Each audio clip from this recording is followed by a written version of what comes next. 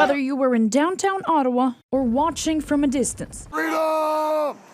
The rally cry has become the it slogan of the so-called Freedom Convoy, with Pierre Poilievre even using it to announce he's running as Conservative leader. Freedom to make your own health and vaccine choices. An expert on U.S. and Canadian politics says it's not a coincidence. It's one of those terms in politics that everyone is for, regardless of where they stand politically, much like democracy. A term that is now being used for more nefarious reasons. Barbara Perry studies hate, bias, and extremism.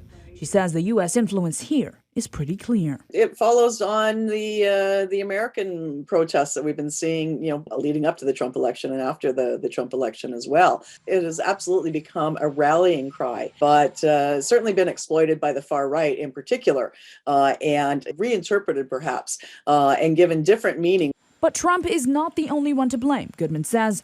Other slogans were borrowed from farther borders. Take Back America, for instance, sounds a lot like Take Back Control from Brexit. It means we're seeing an international influence in slogans thanks to social media.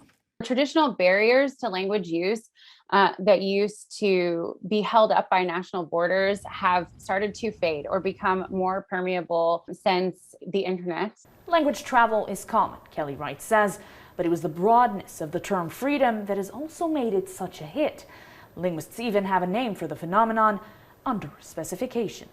There's some really interesting usefulness in having something be underspecified. It's really just about mobilizing people towards whatever end you would like to point them. Words are absolutely weapons drawn in a conflict.